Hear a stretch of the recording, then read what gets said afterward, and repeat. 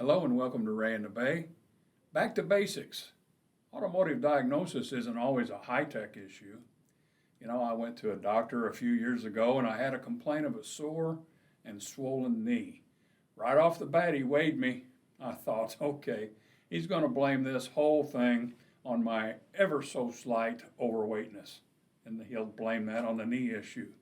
But you know what? According to the ideal weight charts out there, I'm the perfect weight for an 8-foot man. Then he checked my blood pressure. I wanted to say, excuse me, what does this have to do with a sore knee? My wife, Miss Honey, saw me starting to say something. She raised an eyebrow and I bit my tongue. Then he looked up my nose and in my ears with a flashlight microscope thing. I thought, okay, I started to taste blood, but no warning eyebrow shot up. Next, he takes his stethoscope out and listens to my heart and lungs. I could no longer help myself. I said, Doc, put that on my knee and see what it sounds like. He laughed and said, okay. My wife just looked at her shoes and shook her head. Finally, he looked at my knee. This is where he got me back. He said, well, it looks sore and swollen. That's when my eyebrow raised up a bit. He said, yeah, we better go do an x-ray. So it showed nothing wrong. So an MRI was next, but that appointment was another 2 weeks wait. So we wait. And then we had to wait some more for the results. Back at my doc's office, he said that knee was in great shape, no problems. But my hip was a wreck. Wait, what? Why did my knee hurt? It turns out my hip had me seriously out of alignment and put a lot of pressure on that knee. So now we have to make another appointment with an orthopedic doctor, a specialist. On the paperwork for my doc, at the very end, it stated that the patient is slightly obese. I knew it. He couldn't help himself. Thinking about it, my doctor had checked the basics on me before focusing on my complaint. He needed to get an idea of my overall health. I can relate that to putting a new set of tires on a car that's completely shot.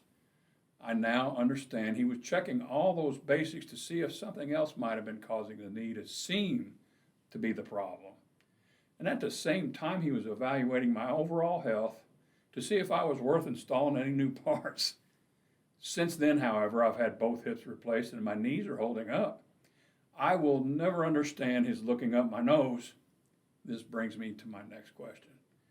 Do we check the basics during our diagnostic workflow?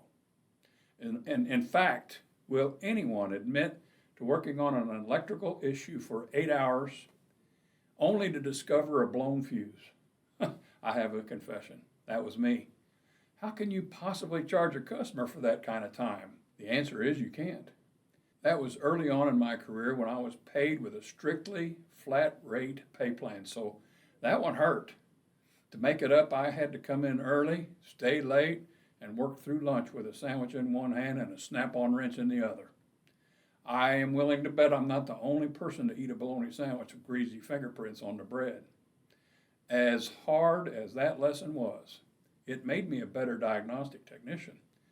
The basics have always been in the forefront of my mind ever since then. I started a business in the 70s and 80s. The auto engine basics then would have been spark, fuel, and compression. I would always start with an audio-visual inspection, listen and look for problems. Then I would add a smell inspection while I was at it. How many of us have smelled a problem before we see it? I know you all have smelled a rich mixture or a failing catalytic converter. What about the sense of touch? Do you feel any vibrations? Any temperature differences? The fifth sense is taste. I have only used that in diagnostics by accident. I would not recommend it. The era of pre-OBD, so when I had an engine misfire, the first thing I would do, if I didn't catch anything while looking and listening for ignition and fuel problems, would be a vacuum test with an analog gauge. It would give me a great idea of the mechanical health of the engine itself. A steady needle between 18 and 20 inches of vacuum indicated a healthy engine. No need for a time-consuming compression test. Good vacuum told me to look elsewhere for the miss. By the way, when I had my gauge hooked up, I I would bring the RPMs up to 2,000 or so. If the vacuum dropped below what it was at idle, I would suspect a clogged catalytic converter, which had been installed on cars since 1975. That test is still a great test to verify a CAT code today. If I had a tester like a Sun Machine or a Snap-on scope, I would do a secondary ignition test or a power balance test to pinpoint the problem. The Sun 1115 scope I used had an HC, hydrocarbons, and CO, carbon monoxide analyzer. That gave me a good idea of air-fuel ratio. In today's world, we still need to check basics.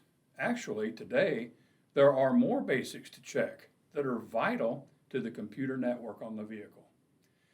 A more detailed breakdown of basic vehicle testing would be the initial observation and symptom gathering. So check for warning lights, listen for unusual noises, listen for strange noises, squealing, grinding, clicking, that might indicate a mechanical issue. Feel for vibrations or shaking.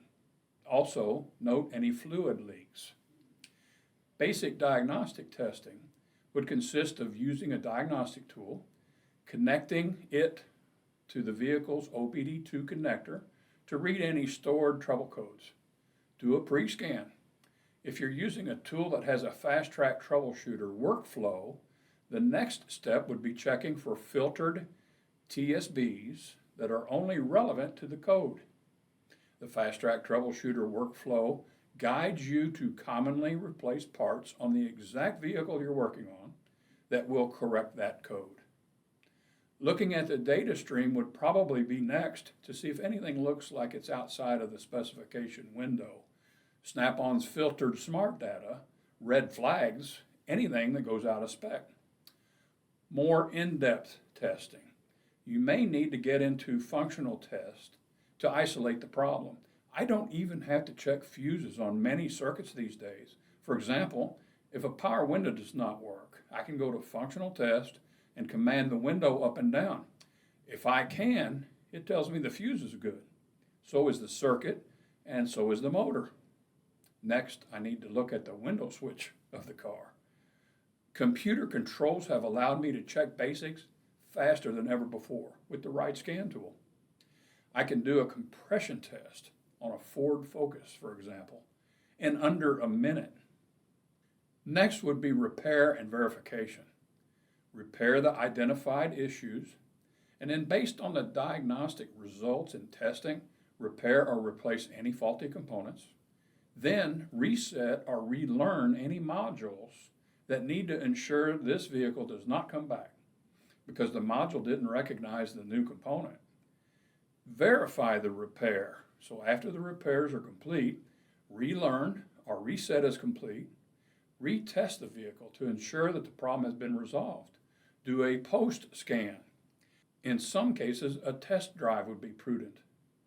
Comebacks are profit killers. Let's avoid them at all cost. I am willing to bet that all of you reading this have been guilty of not finding that basic, simple issue because we're too busy looking for that sophisticated problem.